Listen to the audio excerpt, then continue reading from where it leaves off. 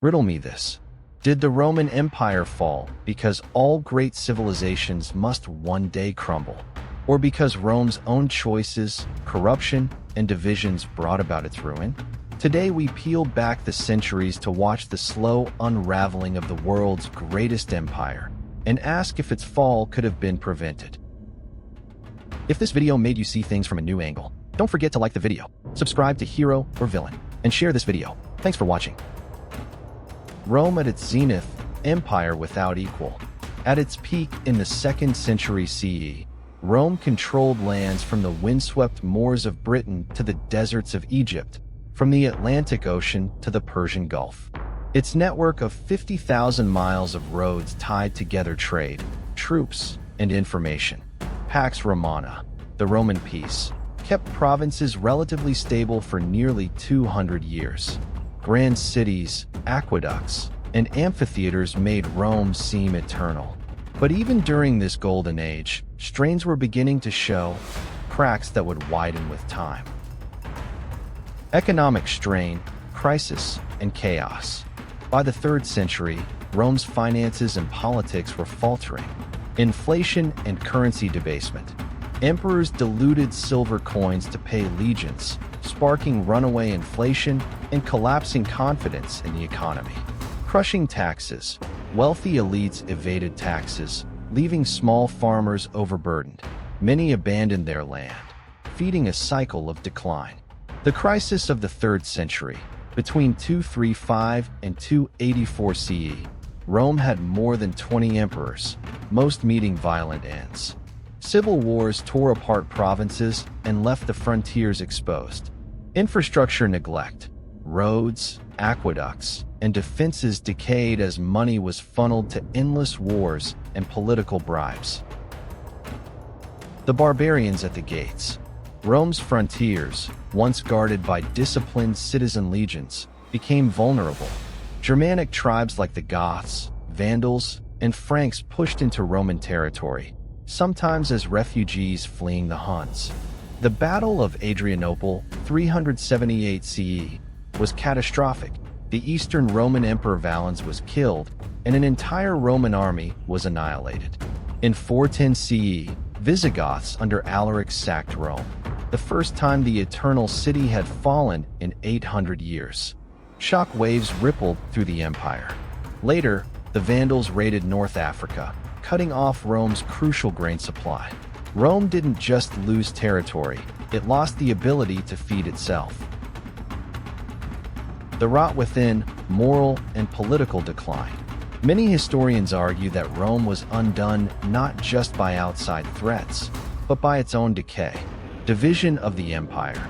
Diocletian split Rome into eastern and western halves in 285 CE. The Eastern Empire, Byzantium, thrived, but the West, poorer, less urbanized, became the weaker partner. Reliance on mercenaries. Rome's armies filled with foreign recruits who often had more loyalty to their generals than to Rome itself. Corruption and luxury. The elite poured fortunes into lavish villas while public services crumbled. Citizens increasingly relied on bread and circuses instead of civic engagement. Christianity's rise. The conversion of Constantine and the empire's embrace of Christianity reshaped priorities. Some argue it diverted focus from military defense, though others credit it with unifying the empire spiritually. Natural decline or self-destruction. The case for natural decline. The empire was simply too vast, stretching logistics and governance to the breaking point. Climate change and plagues reduced population and productivity. The fall was a gradual transformation, not a single cataclysmic event. More evolution than apocalypse. The case for self-destruction. Rome's own policies, unsustainable spending, political assassinations, reliance on mercenaries, left it hollow. Economic inequality alienated common citizens, eroding loyalty to the empire. Civil wars drained resources that should have defended the frontiers. What came after? Not just an ending. The fall of the Western Roman Empire in 476 CE, when Romulus Augustulus was deposed, didn't erase Rome's legacy. The Eastern Roman Empire, Byzantium, lasted another 1,000 years, keeping Roman law and culture alive.